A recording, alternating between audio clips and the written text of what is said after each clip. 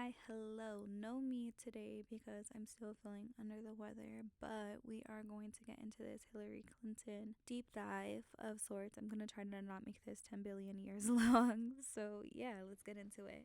Okay, so first thing is we have a birth time of 6:45 p.m. It's been highly debated what her actual birth time is. This one is rated a AA rating, meaning it is pretty likely to be the actual one. Of course, we'll never see her birth certificate, so we can't confirm that. So starting off with her big three, she is a Scorpio Sun, Pisces Moon, Gemini Rising. This combination to me is someone who appears very adaptable with the Gemini rising, but ultimately is operating from very deep and hidden motives with the Scorpio sun. You know, that's everyone's secrets. And with an emotional receptivity that could be hard to be pinned down with her Pisces moon, I really see her as an actor, even though she's a politician. I feel like there are so many different versions of her, and she shows up as who she needs to be to get what she needs to be done. Yeah, so her having a Gemini rising, her chart ruler is Mercury in Scorpio, which is in the 6th house. So what I find so interesting about that is she has a whole stellium going on there, and we definitely see how that ties into her life's work. So in that 6th house stellium in Scorpio, we have her sun, we have Chiron, Venus, Mercury, her south node, and also her lot of spirit. So what I find most interesting about that is we have her sun. To me, that's always going to be your power bank, what keeps you going, what gives you the motivation.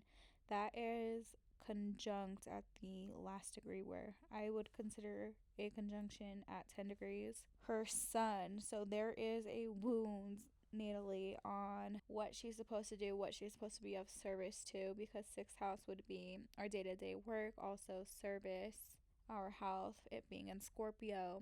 This deals with power, could deal with hidden organizations. That is essentially who she's working for, is these hidden institutions, and not necessarily the general public the way we would think a traditional politician would or should work. We also have her Venus there, which would be your values, your self-worth. So definitely could see her feeling as a useful asset for what she provides, but at the same time it's like, okay, you might be helping these powerful people, but are you helping these day-to-day people? We have Mercury, which I said is her chart ruler there. That is going to be her communication. To me, Mercury in Scorpio is the person who knows everybody's secrets, who gathers all the unseen information, and I think we definitely have seen different cases where that's been the case. So the fact that this deposition is such a big deal and she's finally agreed to it is very telling to me. We have Mercury, her chart ruler, conjunct her south node. So the south node should be the stuff that we're moving away from in this life. And I think that's super, super interesting more than anything, because it's essentially this entire house, this entire 6th house that we're looking at is stuff that we should be moving away from. But like her being a career politician, this is the stuff she naturally leaned into, which is telling. This would also give her a night chart because her sun is below the horizon. So that means we need to look at the lesser malefics and benefics. So we do have Venus in that 6th house, which is probably why things have worked out as well as they have. But at the same time, just because they've worked up well to this point doesn't mean they're going to continue to. And then we have Mars in her 3rd house. So let's jump into her 3rd house. Her 3rd house is very interesting to me because there are some heavy hitters all just hanging out here, and it's crazy because it's like in Leo, which to me most times is a lighter energy, but the energy here is definitely just very, very heavy. 3rd house ruling your siblings, short distance travel, communication, and your local neighborhood essentially. So having Mars, Pluto, and Saturn all here is very, very heavy and very interesting, especially when we look at it in terms of communication. With Saturn there, we see that she must be really calculated about what she says and when, Saturn being the planet of when. We also see Mars, of course, Mars wanting to be the warrior, essentially, the one who always speaks their mind and says what they need to, is essentially showing how her authoritative voice is repressed despite Leo wanting to speak and to have that regal power and be that authority figure. And then with Pluto there, Pluto is very transformative, but it could also be very destructive when need be. And if we think about it, Pluto in modern astrology rules Scorpio, and that is the stuff beneath the surface. Pluto rules the stuff underground, the stuff that we don't see. So having Pluto there really just feels like she 100% knows way more than she's allowed to speak on, or that she chooses to speak on, which is what I think makes it so interesting that she's finally agreed to this deposition. The walking contradiction of it all is just that Leo demands to be heard, but these heavy planets demand silence and almost control what she can say and when she can say it. We also have them squaring the 6th house of Scorpio, so when you look at all of the signs, whether they be cardinal, fixed, when they are in the same category, so Leo is fixed, Scorpio is fixed, they naturally create a square.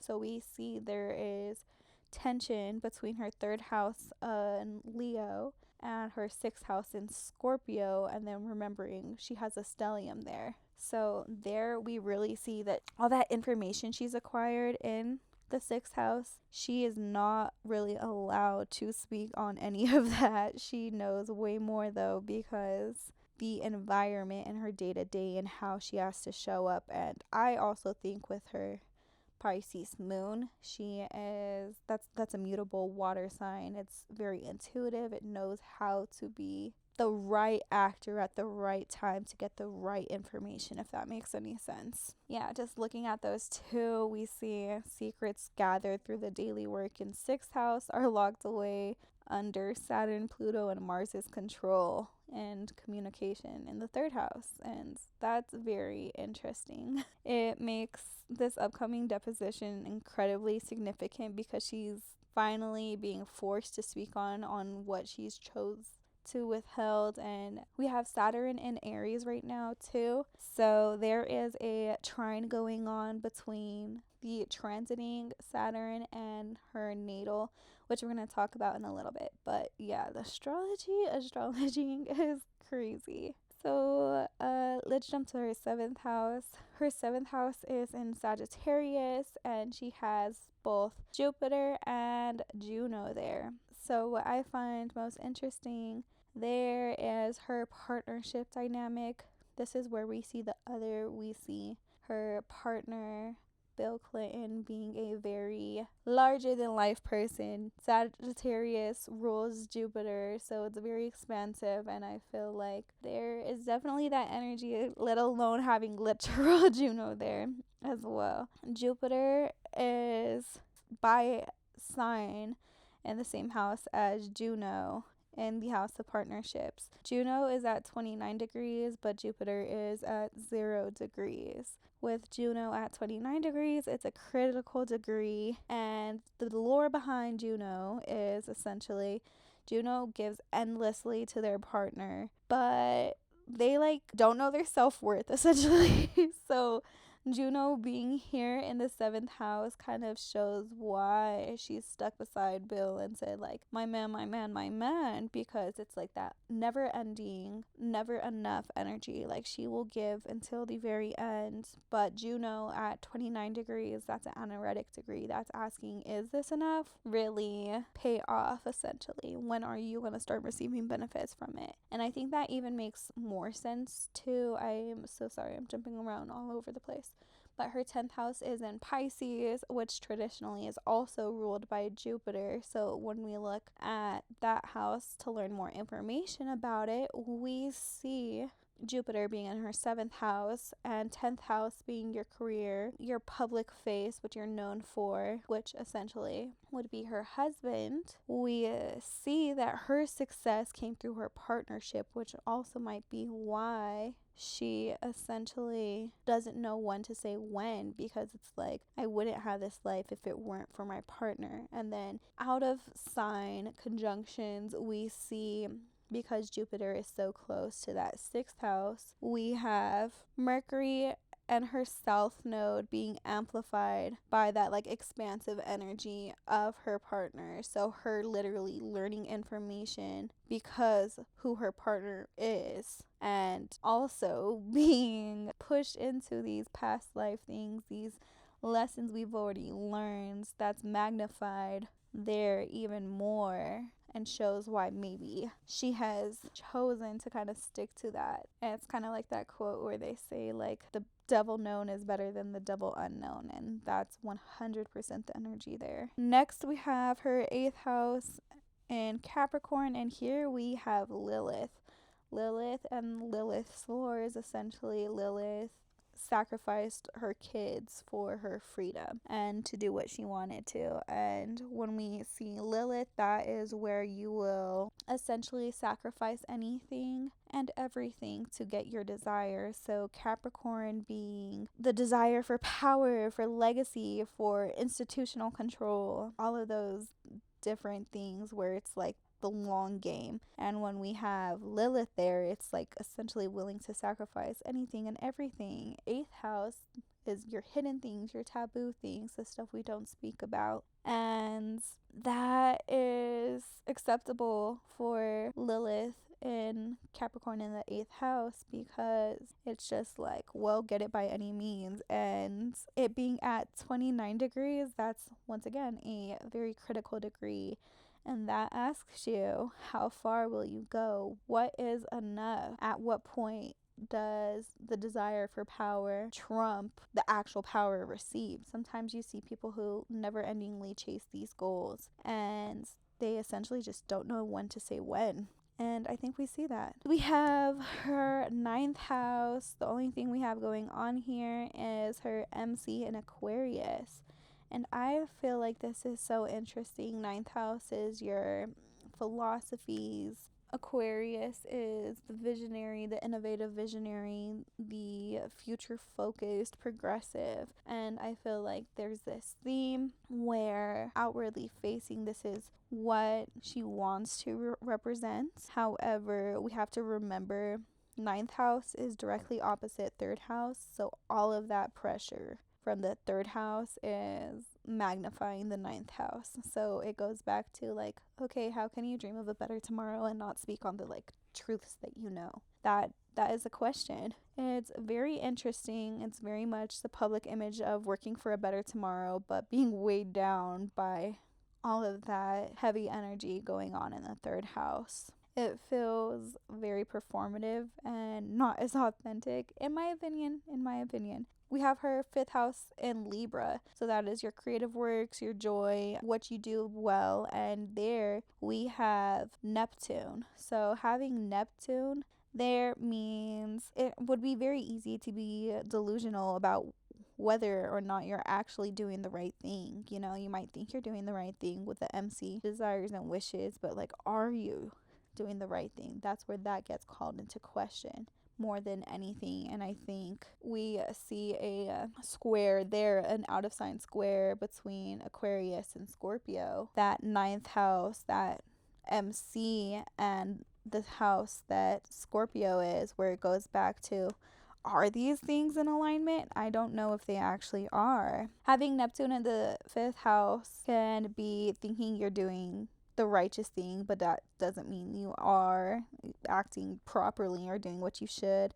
And Neptune can definitely just glamorize and justify actions that deserve more scrutiny. Neptune really just adds a layer of delusion to this whole aspect because they're enshrined by house and degree. So that means it's even stronger energy and really asking like, okay, do these two things line up? Or is this more so just how you want to present, because her ascendant is also at 11 degrees, so that's also in trine. And that's where, when you call someone out for who they are, they might be thinking they're doing the right thing, but deep down inside, they might know that they're actually not. So yeah, very, very interesting. So we're going to jump back up to the 10th house. 10th house, she has her moon in Pisces at 28 degrees. And to me, this is very close to 29 degrees, so getting close to that critical anoretic degree. And this is where I see her being the actor. When we look at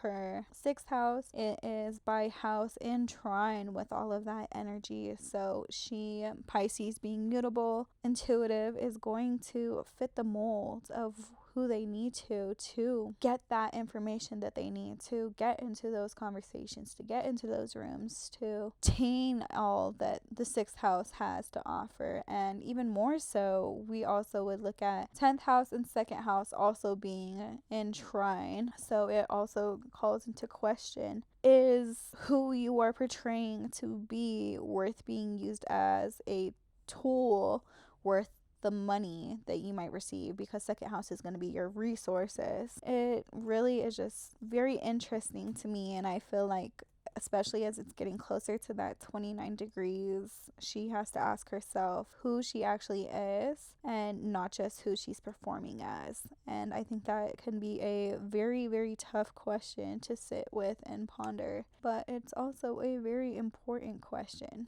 11th house in Aries, we don't have much going on. And lastly, we have her 12th house in Taurus, and here is where we find her north node. This is very interesting to me because the north node is what we should be moving more towards, and I feel like north node in Taurus is giving very much, that's your spiritual connection, but Taurus needs it to be practical, to be grounded, to be stable, to be authentic. And that's where I find it to be an interesting balance, because it's like, once again, by house, it would be square to her MC. So those dreams, desires, wishes, things that she wants to call into the world, and like how she actually brings it into the world, if that makes any sense.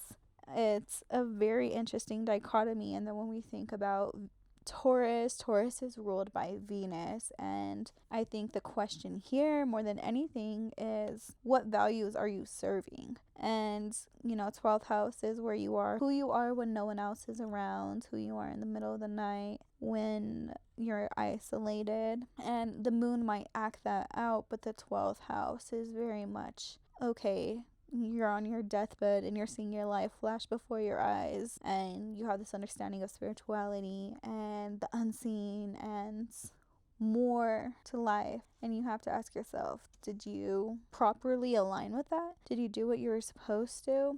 I think that is a very, very interesting question, especially thinking of her Scorpio 6th house stellium and her south node being down there, and her really needing to release that institutional service and embrace genuine and stable values.